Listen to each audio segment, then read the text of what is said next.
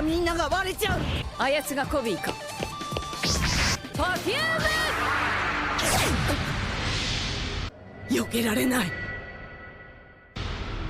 ダメだ。クローズ。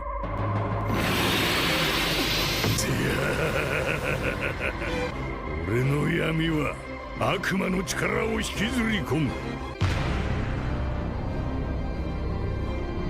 手を離せ、汚らわしい。参ったぜ。うちのバカどもみんな石になっちまいやがった。お前の能力手に入れたかったんだがな。次の能力者には解除できぬ。わらわを殺せば部下どもは石のまま。Barba Negra é um personagem totalmente misterioso, e uma das coisas que mais queremos saber a respeito dele é como ele conseguiu se transformar no usuário de mais de uma Akuma no Mi. Além disso, agora Barba Negra também quer os poderes da Akuma no Mi de Boa Hancock. Mas será que ele pode colocar em seu arsenal mais uma habilidade de outra Akuma no Mi? E qual é o verdadeiro segredo por trás do seu corpo estranho? E quem são os novos serafins que se parecem tanto com Mihawk e Boa Hancock? Se você quer saber tudo o que rolou no episódio 1087 de One Piece, vem comigo que eu vou falar sobre isso agora. Salve piratas e marinheiros, Salmo Souza na área. E aí, como é que vocês estão? Eu espero que todos vocês estejam muito bem. E já me diz aí o que é que vocês acharam desse episódio de One Piece. Alguns mistérios foram adicionados novamente, como por exemplo, quem são os novos pacifistas de nome Serafins e por que é que esse garoto se parecia muito com Mihawk e carregava uma espada muito parecida com a Yoro, que também é a espada de Mihawk. Porém, deu para perceber que a espada não continha uma lâmina negra. Tudo isso e muito mais eu vou tentar desvendar para vocês agora na análise desse episódio 1087 de One Piece. Então, já deixa aí aquele likezão e se inscreve no canal para dar essa moral. Estamos tentando alcançar a marca de 20 mil inscritos e o seu apoio é muito importante para nós. Dito isso, bora pro vídeo. Opa, bora lá. O título do episódio 1087 de One Piece é Uma Guerra na Ilha das Mulheres, um caso estrelando o heróico Kobe. O episódio começa e podemos ver Shanks dentro de seu navio navegando junto com sua tripulação e Marco também está junto com eles. É revelado que nesse momento eles estão chegando nos arredores da ilha Sphinx, no Novo Mundo, terra natal de Barba Branca. Ben Beckman então avisa para Marco que agora ele já consegue enxergar a ilha. Marco então se prepara para deixar o navio enquanto agradece a Shanks pela carona. Nesse momento, Shanks aproveita a oportunidade para perguntar se Marco não gostaria de se tornar um companheiro seu. E Marco diz que já está cansado de ser babá de grandes piratas. Essa cena acabou ficando bastante engraçada porque Shanks diz que ele não é tão problemático assim. Então Ben Beckman discorda dizendo que Shanks é problemático sim. Enquanto Luke Ho começa a rir e Marco sai voando para a ilha onde era a terra natal de seu ex-capitão. Já no anime, a tradução dessa cena ficou bem diferente, pois Shanks diz apenas que achou que Marco iria se juntar ao seu bando, e depois que Marco sai voando, ele diz que não vai ser mais babá de piratas figurões. Então Shanks diz que ele tem a cabeça feita, e Ben Beckman diz que ele tem cabeça de bagre. O interessante dessa cena é que ela faz um paralelo com a primeira vez que Shanks se encontrou com Marco dentro do navio de Barba Branca. Afinal de contas, daquela vez, Shanks também pediu para que Marco entrasse para a sua tripulação. Um flashback então começa de antes da partida dos Mugiwaras do país de Wano, e podemos ver Luffy reunido com Yamato, Sanji, Zoro e Jinbei. Yamato então explica o real motivo dela não poder partir de Wano, e dentro desse flashback começa outro flashback. Podemos ver que foi por causa da ameaça que Ryokugyu criou dentro do país de Wano que Yamato decidiu ficar, pois ela ainda poderia precisar ajudar todas as pessoas daquele lugar caso alguma outra ameaça aparecesse.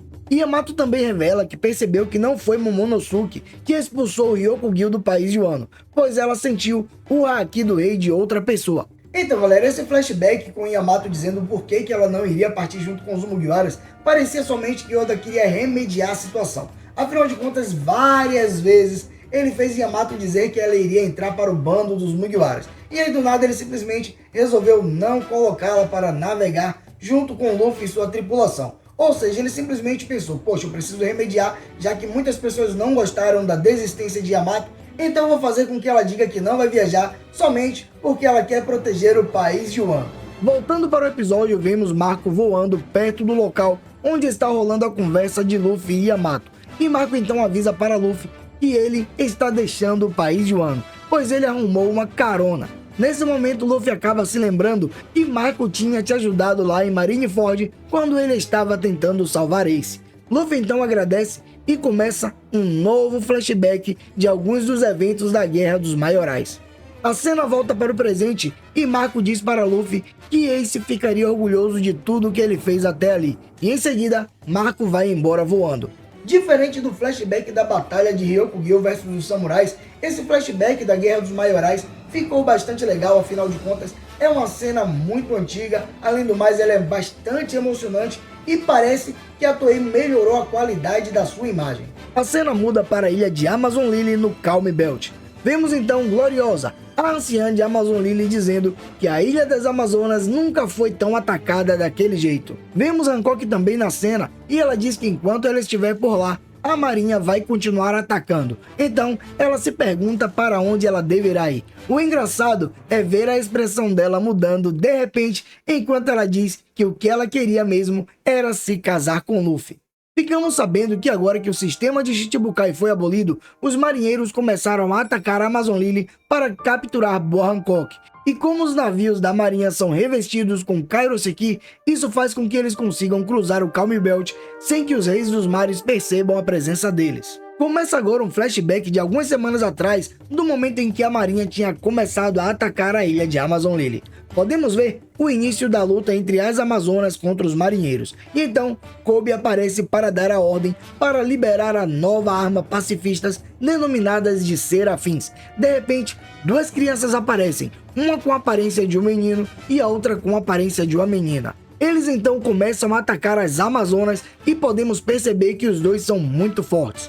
O interessante é que essa cena no mangá ficou parecendo que quem deu a ordem para colocar os Serafins para atacar foi o vice-almirante Yamakage. Contudo, no anime, ele só aparece na ilha dando a ordem para alguns soldados cuidarem do navio. Enquanto tudo isso acontece, Barba Negra também chega na ilha de Amazon Lily. Os marinheiros ficam desesperados porque Barba Negra já chega usando os poderes da Gura Gura no Mi para criar um terremoto no local. Vemos que ao lado de Barba Negra se encontram Vasco Shot e Katarina Devon, que são dois entre os 10 comandantes titânicos de sua tripulação.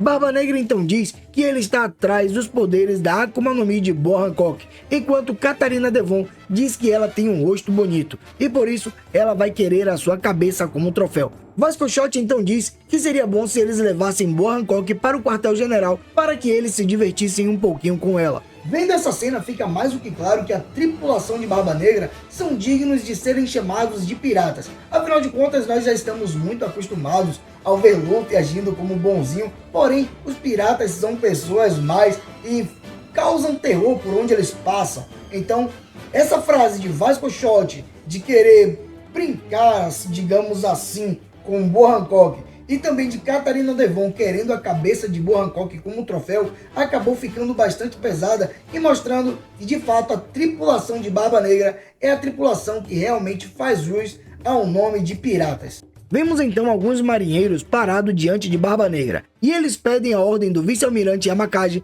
para atacar. Porém, Yamakage diz que é para eles esperarem as ordens do quartel-general. Barba Negra então se antecipa e ataca os marinheiros figurantes. Em seguida, ele começa a gritar pelo nome de Boa Hancock para que ela apareça. Enquanto isso acontece, Kobe chega diante do local onde Hancock se encontra junto com as suas irmãs e avisa que se Hancock se entregar pacificamente, ele dará ordem para os marinheiros se retirarem da ilha. Porém, Hancock diz para suas irmãs que ela não se curvará para ninguém. A cena muda e vemos um dos piratas figurantes de Barba Negra sendo atacado por um dos Serafins. E Barba Negra então nota que esse menino tem cabelo branco, pele escura e asas negras, além de que em seu peito tem as letras PX, o que indica que ele é um pacifista. O Serafim então começa a atacar Barba Negra, desferindo ataques poderosos, enquanto Barba Negra apenas se defende. O interessante dessa cena é que podemos ver que o ataque desse Serafim conseguiu até mesmo dividir uma montanha com um corte de sua espada. Outra coisa legal de se notar é que a espada que ele carrega se parece muito com a Yoro, que é a espada de Mihawk.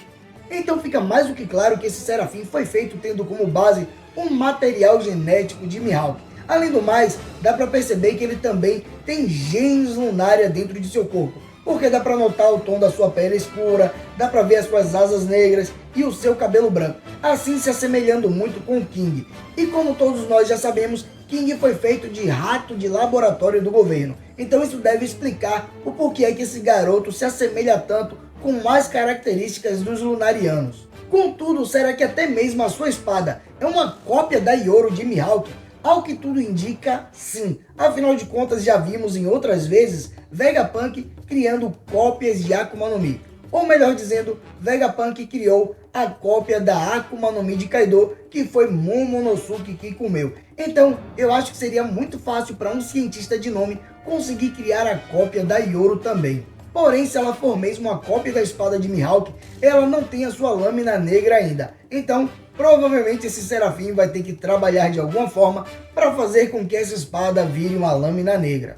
Uma curiosidade muito interessante é que quando Zoro chegou no país de Wano, que ele viu o Luffy segurando uma espada muito poderosa, ele ficou doido para pegar da mão de Luffy. Então fica aquela ideia, será que Zoro, quando vê essa espada na mão do Serafim, será que ele vai ter vontade de pegá-la para ele também? Afinal de contas, parece que Zoro gosta de colecionar espadas importantes. Continuando a luta, podemos ver que em um determinado ponto da batalha, Barba Negra resolve usar os poderes da Yami Yami no Mi para assim criar um buraco negro no meio da cidade, assim sugando os soldados da marinha e algumas casas que estão em seu caminho. E dessa forma, ele faz o Serafim se afastar dele. Vemos então Boa Hancock entrando em cena para começar a lutar também. E assim que ela aparece, os soldados da marinha e os piratas de Barba Negra ficam apaixonados por ela. E assim, ela usa as suas flechas da escravidão para petrificar todos eles usando os poderes de sua Akuma no Mi. É interessante notar que mesmo Kobe tendo olhado para Hancock, ainda assim ele não caiu de amores por ela. Por isso, ele não foi petrificado também. Vemos então que os Serafins continuam atacando as Amazonas e Kobe dá ordem para eles pararem, pois eles podem acabar matando algum soldado que acabou se transformando em estátua caso eles acabem se quebrando.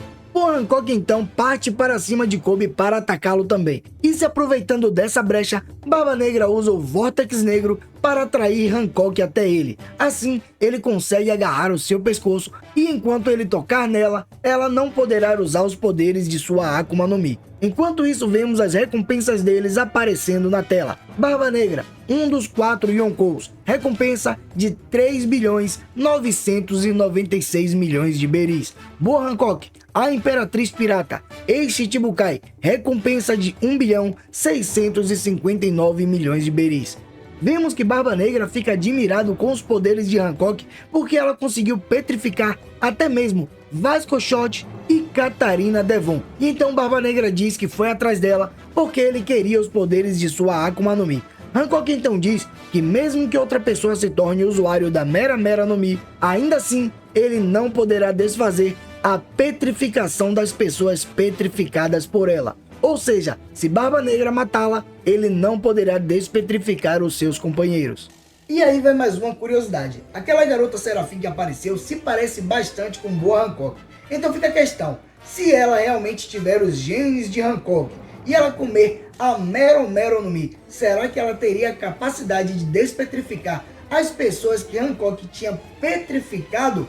Eu fiquei com isso na cabeça, eu sei que Oda não deve revelar isso aí, mas seria interessante se essa pergunta aparecesse em SBS e Oda trouxesse a resposta para nós. Mas por enquanto, fica só a curiosidade.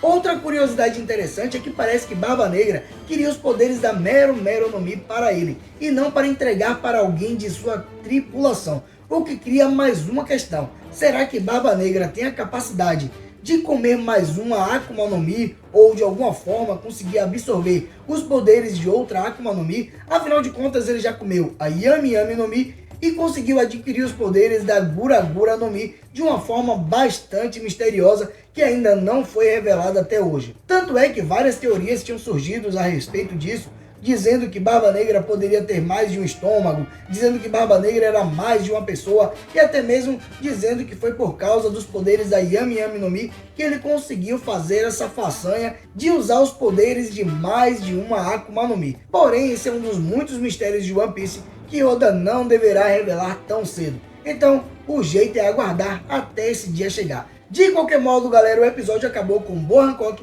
dizendo para Barba Negra que se ele vier a matá-la, ele nunca mais vai conseguir despetrificar os membros de sua tripulação. Ah, e antes que eu me esqueça, o título desse episódio se referia ao heróico Kobe, porém, não foi mostrado nada de heroísmo de Kobe. Eu acho que esse título deveria ser para o próximo episódio, que vai haver algumas revelações. Eu não sei por que é que a Toei colocou esse título já nesse episódio, e eu achei bastante interessante e queria compartilhar isso com vocês. No mais, por enquanto isso é tudo. Eu fico por aqui, um abraço e fica com Deus.